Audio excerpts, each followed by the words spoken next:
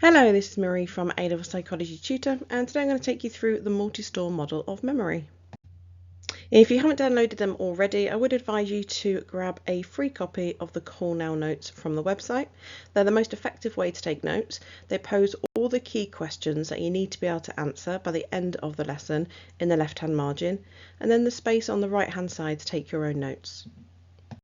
So this is where we are on the memory specification. We're looking at the multi-store model of memory. You need to be able to talk about the sensory register, short-term memory and long-term memory. And you might also need to bring in some of that research that is discussed in a separate video on coding capacity and duration. Memory is a topic that sits within cognitive psychology, and cognitive psychology is all about understanding our thought processes and how they affect our behaviour. Now, cognitivist psychologists heavily rely on the use of models.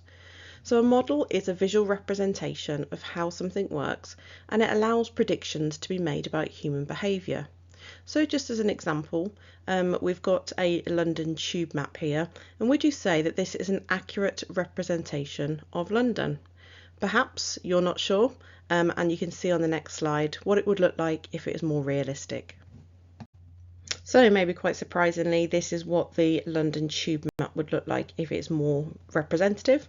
So you can clearly see why they have a model of the tube map rather than a realistic image. It makes it much clearer and easier to interpret.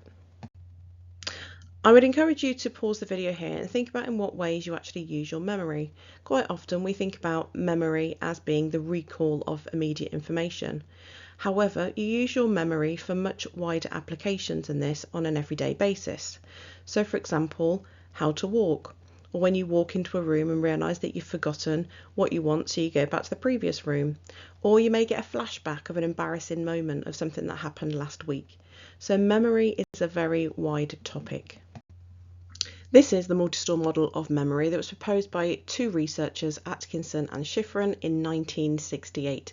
It's a very famous model that was the first model of memory ever proposed. As you can see very clearly from the model, there are three stores of memory: sensory register, short-term memory and long-term memory. We will go through each of these memory systems in turn. Okay, so I'm just going to take you through some of the key points I would put in the AO1 if I was writing an essay on the multi-store model of memory. Now, it was the first model of memory that was ever proposed, and therefore it's been hugely influential. It's inspired a significant amount of further research. It suggests that memory is made with three separate and distinct stores, and if you've watched the previous video, you'll know that each of these stores differ in terms of coding, capacity and duration. It's a linear sequential model, which means that information passes through the stores in order. And information passes from store to store if certain conditions are met, and shortly I'll take you through what those conditions are. Finally, it's worth noting that information can be lost in each memory store, and again I will go through these in turn. So we'll just start by looking at the sensory register. This is the store for all of the information coming in through the sense organs. Now, sensory memory is modality specific, meaning information is encoding in the modality or the form by which it's entered. The duration is very short, so it only stays there for less than 1 second, and the capacity of this store is very large. It's quite interesting to note that less than 1/100th of the information which touches the human senses will actually reach our short-term memory. Now, earlier I said that there's certain conditions that needed to be met for information to be passed from one store to the next. For this store, attention needs to be focused on this information if it's going to then pass to our short-term memory store. Now, I don't think you'd get assessed on the following information, but it's worth noting just in case. There are separate sensory stores within the sensory register. So we've got the iconic store where visual images are kept for a short time, the echoic store where auditory senses are kept for a short time, and finally the haptic store which retains physical senses of touch and internal muscle tensions. Okay, so we're now going to move on to the short-term memory store. So information in this store is encoded acoustically. It has a capacity of 7 plus or minus 2 items, which is Miller's magic number, and it has a duration of 18 to 30 seconds unless the information is rehearsed. Now there are two ways that information can be lost from this store. The first is trace decay. So information will decay or simply disappear from short-term memory if it's not rehearsed. A second way is through displacement.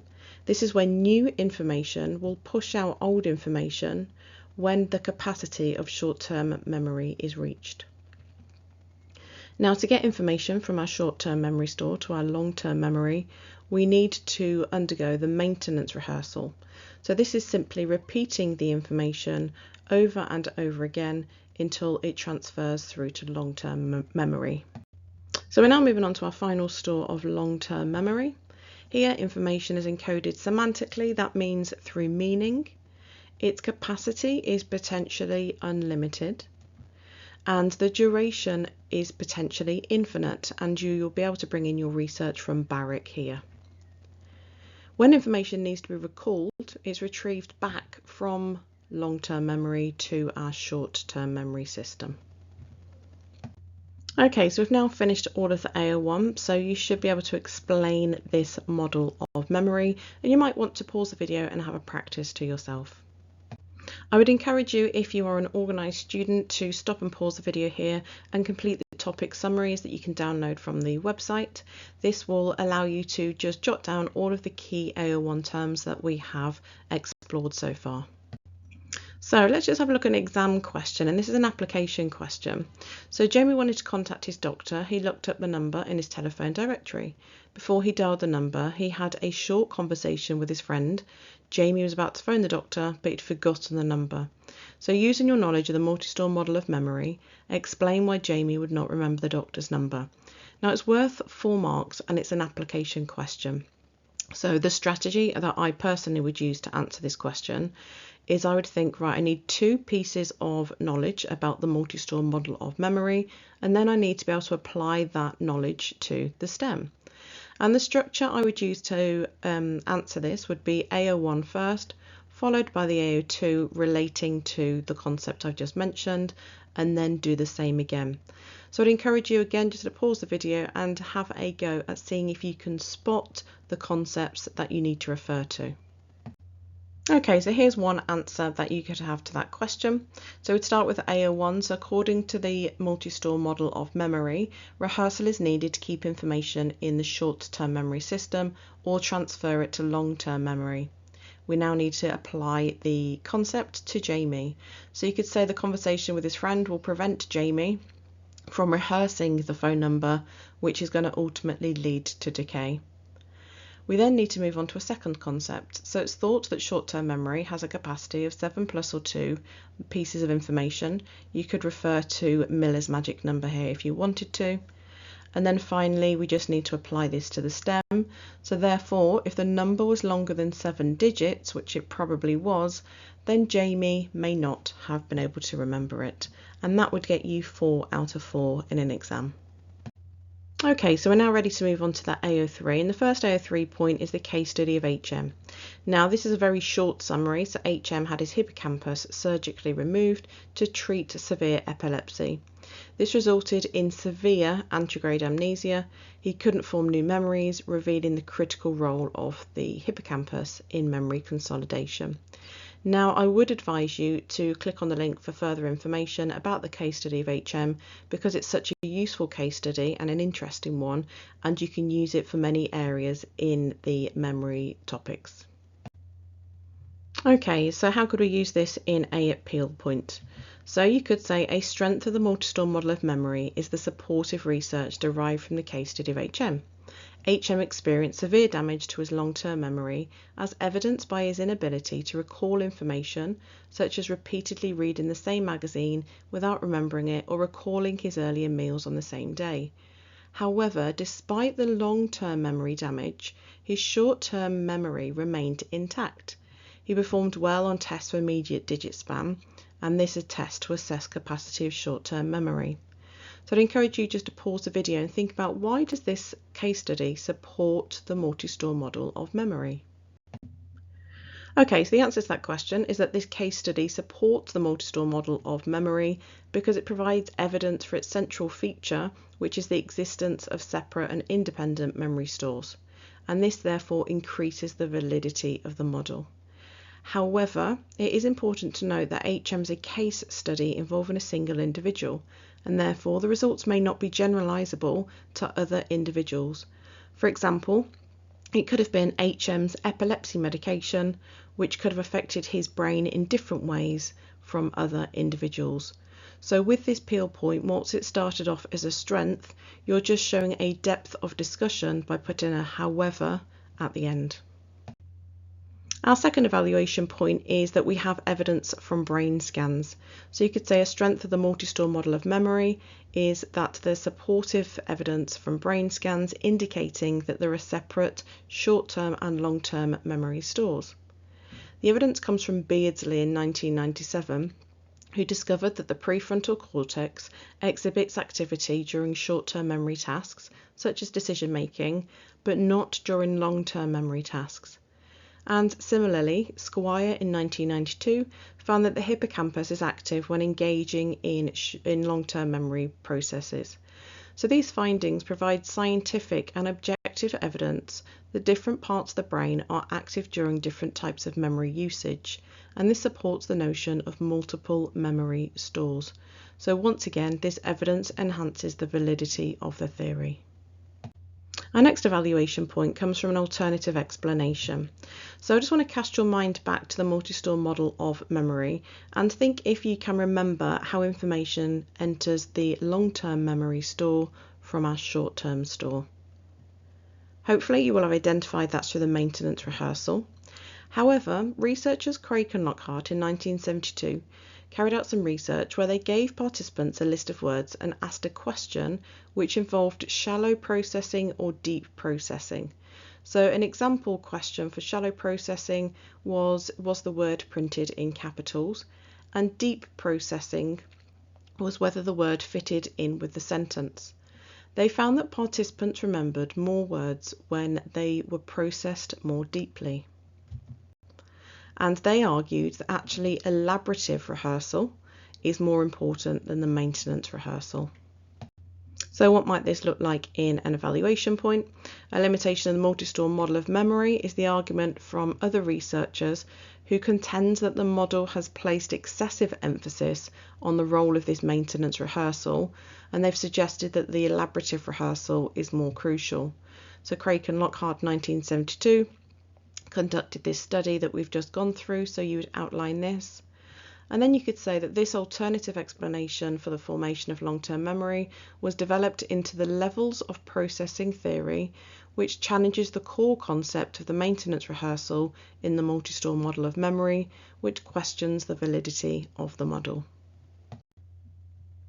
Okay, so our final evaluation point is suggesting that perhaps the model is too simplistic, and you can refer back to the case study of HM. Now, HM got better and better and better at a mirror drawing task, which is demonstrated in the image. You may remember this from primary school. Now, I just want to think about, if you have already looked at long-term memory, what type of long-term memory would you be using to complete this task? If you know your long-term memory stores, then you would know that that is procedural memory. So how can we use that in an evaluation point? So you could say a limitation of the Multistore model of memory is that it's been exposed through case studies like HM that the model is overly simplistic. So the MSM asserts that long-term memory is just one single unified store. However, findings from studies on HM contradict this notion.